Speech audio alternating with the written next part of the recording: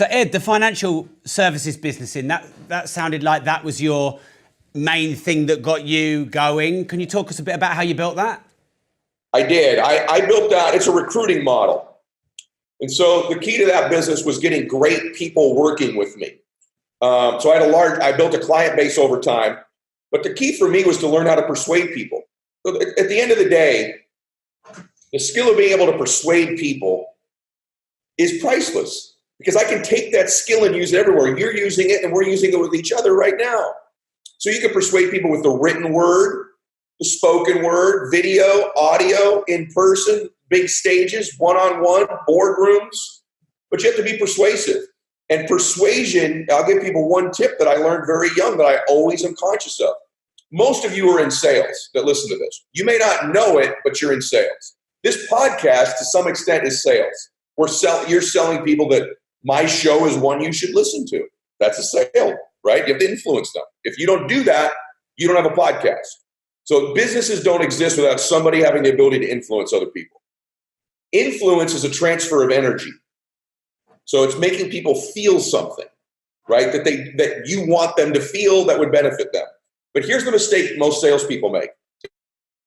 And it's going to sound crazy, but here's what it is. You're trying to convince people to believe what you're saying.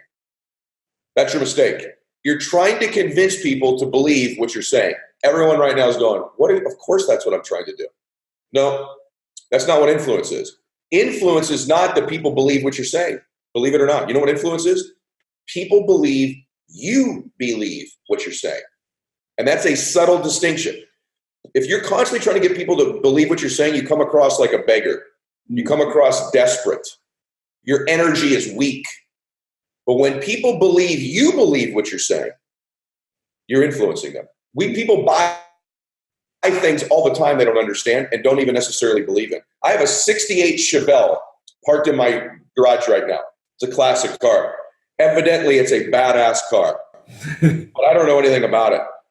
If you ask me right now, I just got asked at a gas station 3 days ago because guys love this car, right? They're like, hey, what is that? I'm like, I know that it's a 68 Chevelle. I'm smart enough to say that. And they go, what do you got under the hood?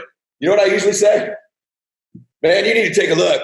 No idea what I got under the hood. I don't know what kind of an engine it is. I don't know if it has a carburetor. I don't know if it's fuel injected. I don't know shit about cars. I bought that freaking car because everyone told me how cool it was, but I don't know anything about it. I don't even know if it's a good car or not. I know I paid $200,000 for it. I own a $15 million jet.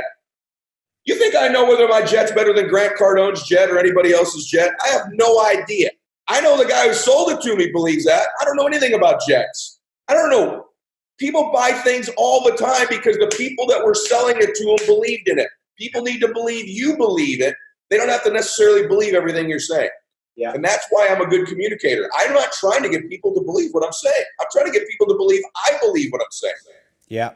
And is there, other than believing in yourself, is there a way for you to come across, with volition, of course, more like you believe in you that you're saying? Yes. In every conversation, the more certain person influences the less certain person. My wife proves this. I've known my wife now. I'm 48 years old. I've known my wife 43 years. So we've been together a long time. I have yet to win an argument.